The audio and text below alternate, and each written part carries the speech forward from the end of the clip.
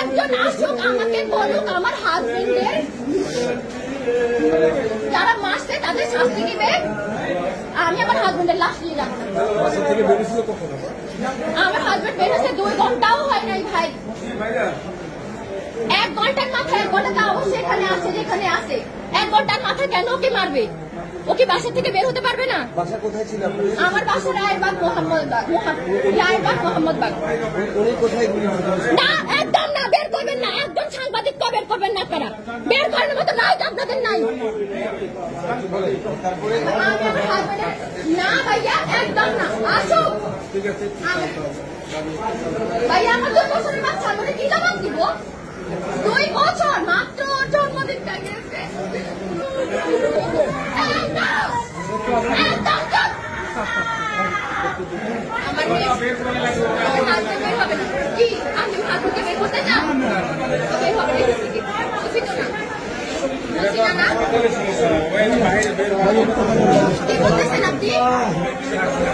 আপনার মেয়ে আছেন আমার বয়সে, আমার 22 বছর বয়স মাত্র। আমার জীবনের দাম কি? আমি বাকি জীবন কিভাবে কাটাবো? আমি কবে মারা যাবো তার তো কোনো ঠিক নাই। আমি এতগুলো বছর কিভাবে কাটাবো?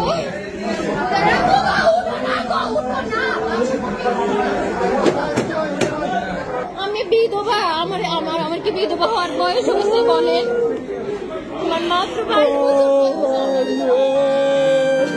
কিভাবে আমাদের সাথে তুমি রাত্রে ঘুমাইবা না? তোমার বয়সে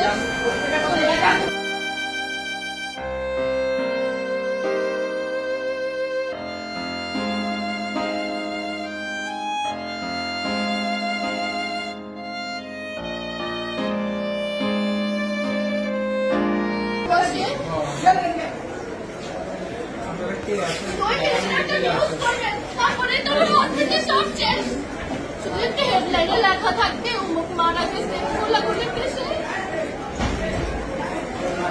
একটু উত্তর দেন না প্লিজ। বাচ্চার ভবিষ্যৎটা কি?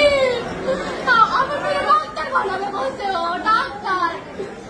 আমি অনেক বড় একটা বাসা নিয়ে থাকি। আমার বাসা থেকে বের হয়ে যেতে হবে। আমি ভাড়া ঘর থেকে দিব। নুজারের আব্বু, আমরা কিভাবে বাঁচবো? নুজারের আব্বু, নুজারের আব্বু প্লিজ উঠে যাও না বাবু, উঠে যাও না তুমি। আল্লাহ, নুজারের আব্বু জানো আমার মা কি বলবে? আমার মা। নুজারের আব্বু, নুজারের আব্বু উঠো না।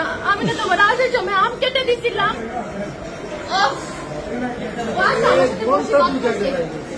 আল্লাহ, আমি মানি না আমার হাজবেন্ড মারা গেছে। আমি মানি না। কোথায় ছাত্ররা কই? ছাত্ররা কই? কোথায় ছাত্ররা? আর প্রধানমন্ত্রী কই? উনি কখন মানবে বিচার? ওদের কখন মানবে? উনি কজন মারা গেলে?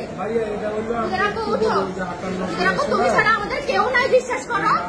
আমরা এই দেশ ছেড়ে চলে যাবো। তুমি উঠো নিজের আব্বু।